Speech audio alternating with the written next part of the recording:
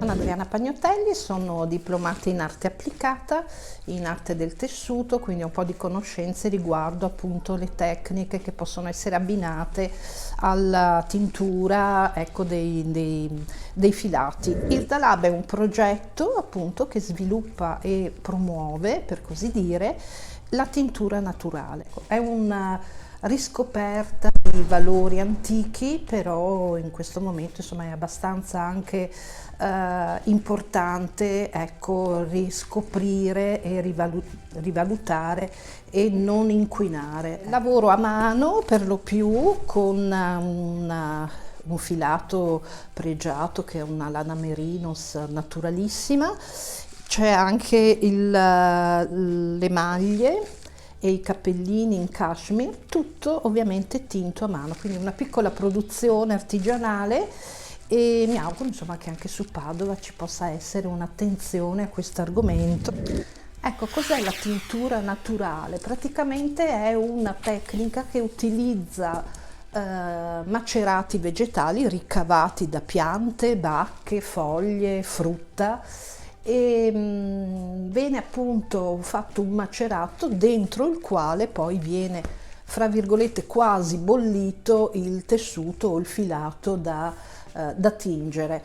È un processo semplice ma nel quale insomma bisogna prestare alcune attenzioni, perché è vero che non esiste chimica, ma esiste comunque una chimica organica naturale. Ci sono alcuni esempi, qui sono solo alcuni, di piante tintorie. Io utilizzo per esempio spessissimo un legno che è un legno sudamericano, si chiama legno di campeggio o campeche.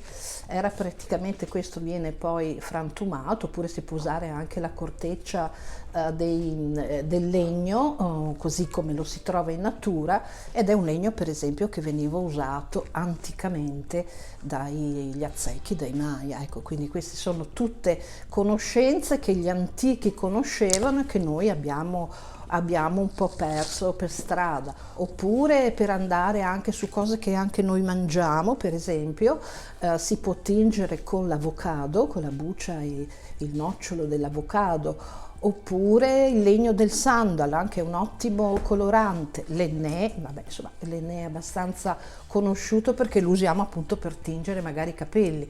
La curcuma, potentissima tintura, oppure foglie di ortica, l'edera, il sambuco. Cioè, il mondo prima della rivoluzione industriale non era in bianco e nero, era coloratissimo. Quindi ecco, questo è un po' l'esempio di quello che si può ottenere dalla natura e che non è poco. Ecco, quindi cerchiamo di avvicinare, di rendere abituale l'avvicinamento a queste tinture che non sono appunto inquinanti. Ecco.